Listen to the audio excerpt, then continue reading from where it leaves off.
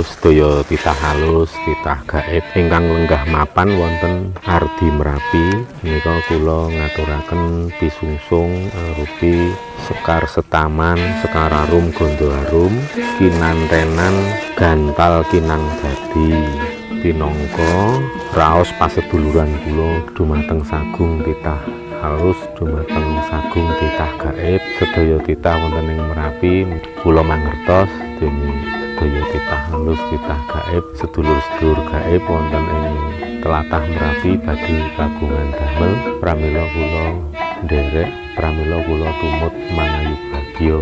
Mugi sedaya tansah pirani, mugi sedaya titah ingkang wonten saindenging Merapi menika nggih bangsa titah halus, kewan, wit-witan menapa dene bangsa menungsa pinaringan wilujeng rahayu sedayanipun.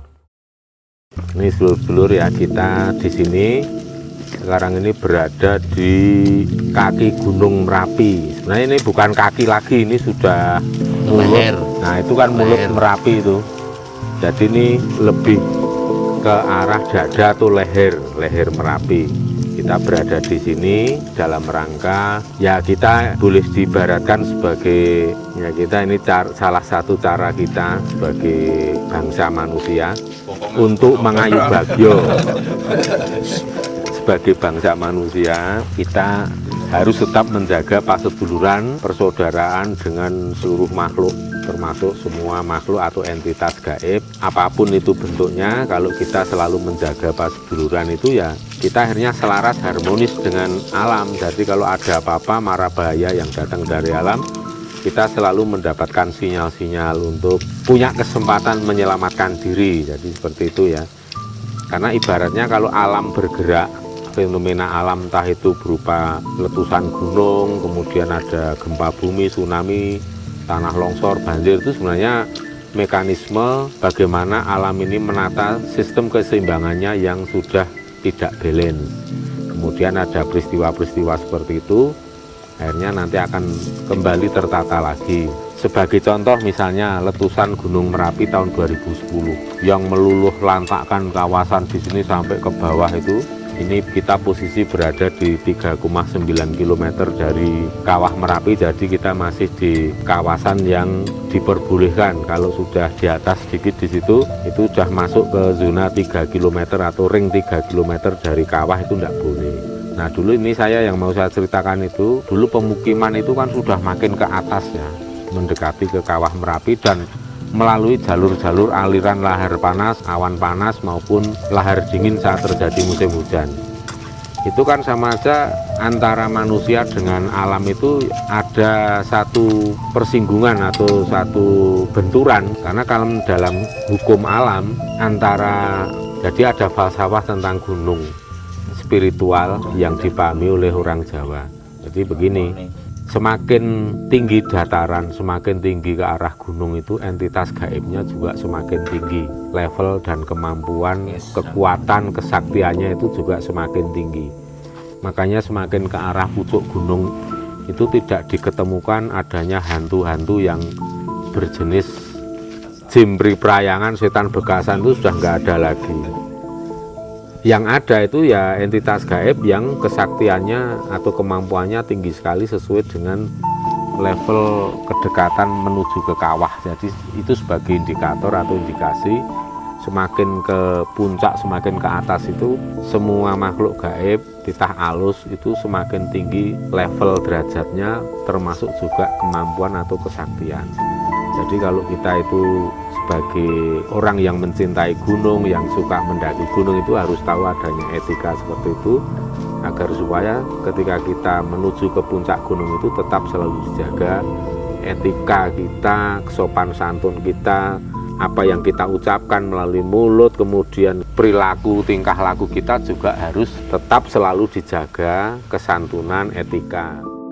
Efeknya pun juga semakin berat ya, semakin ke atas semakin ke arah puncak itu, efek jika kita itu melakukan suatu kesalahan atau sesuatu ucapan perbuatan yang tidak etis, yang jelek itu, yaitu akibat atau efeknya itu juga akan makin berat. Itu yang harus kita pahami. Kemudian ada satu hal lagi yang perlu kita sampaikan dan kita bahas di sini, bahwa makin ke atas ya gunung, semakin ke puncak gunung itu kan harusnya itu merupakan tempat di mana entitas tumbuhan dan binatang berada.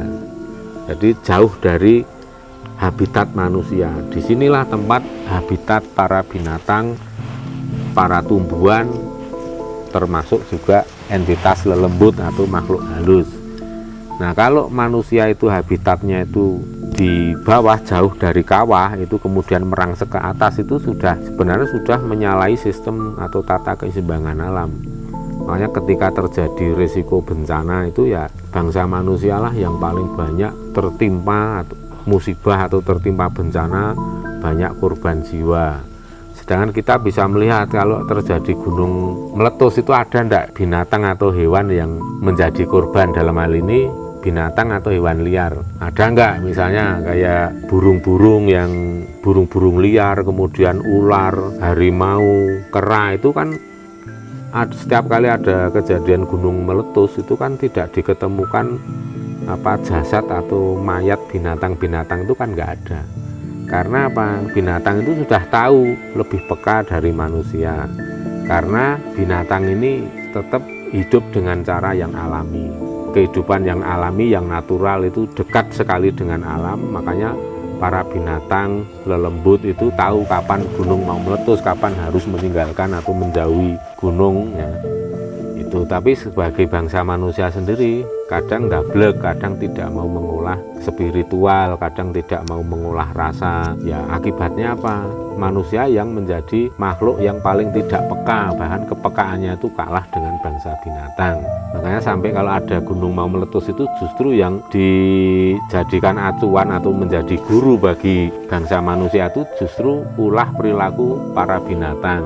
Misalnya ada kethek edo turun, monyet-monyet sudah pada lari turun ke bawah, ada binatang buas, binatang liar yang penghuni di habitat ketinggian gunung ini sudah pada menjauh dari kawah, sudah turun ke perkampungan, itu menjadi pertanda bahwa gunung sudah akan meletus. Nah, akhirnya manusia berguru kepada binatang. Oleh sebab itu, kalau memang Anda itu merasa makhluk yang paling mulia, bahkan lebih mulia dari binatang, jika dihadapkan dengan fakta atau kenyataan seperti itu, ya kudu mau mengakui bahwa sebenarnya masih kalah dengan binatang. Derajat kemuliaan, ketakwaan, keselarasan, harmonisasi dengan alam itu ternyata masih kalah dengan bangsa binatang.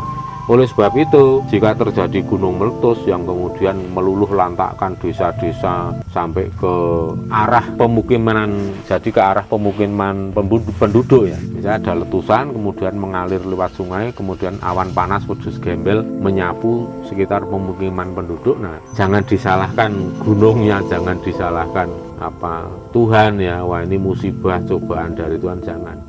Karena apa? Sebenarnya manusia itu harusnya sudah bisa berpikir bahwa ini hidup di daerah yang rawan bencana, daerah aliran lahar panas, aliran lahar dingin ya. Oleh sebab itu kalau kita mampu membaca gerak-gerik alam seperti itu ya, kita menjadi orang yang lebih bijak, tidak tinggal, tidak bermukim di kawasan yang rawan bencana. Itu salah satu yang harus kita pahami tentang gunung seperti itu, sedulur-sedulur.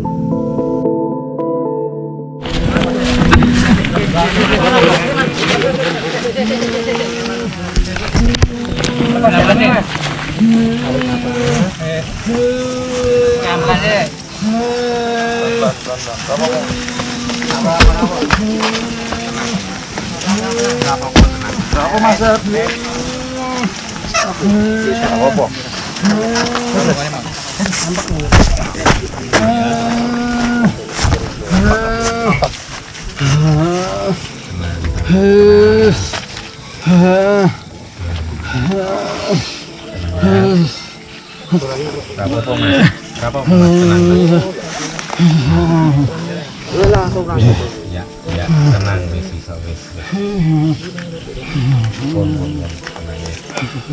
Wis ra apa-apa, Mas. Ning sok kaget ra apa-apa. Sok. Apa, Mas? Ya.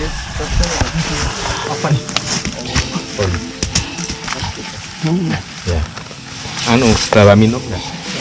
Nggih, nyuwun sithik, Mas. Minum sithik ya, Mas. Minum sithik ya. Ben rileks. Rada lingguh sithik. Iya. Aman. Makasih. Minum. Ya, minum sithik ora rada pengertian. So, udah tenang. Sok, tenang.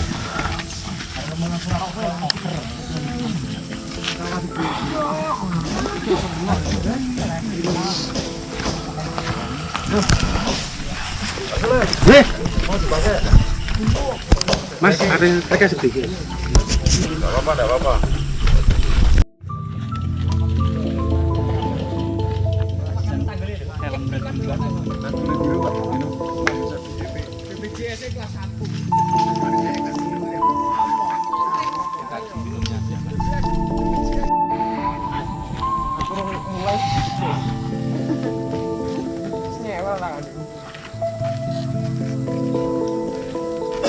Om, yang mana Om? Tak panggilin Om.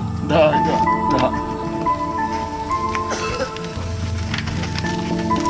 Mas, lumayan. Santai deh, Mas. Coba dulu.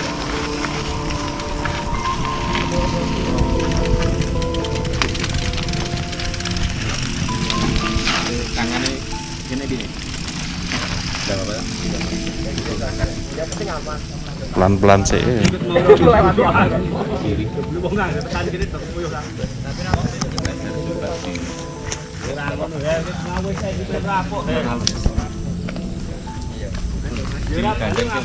Di situ.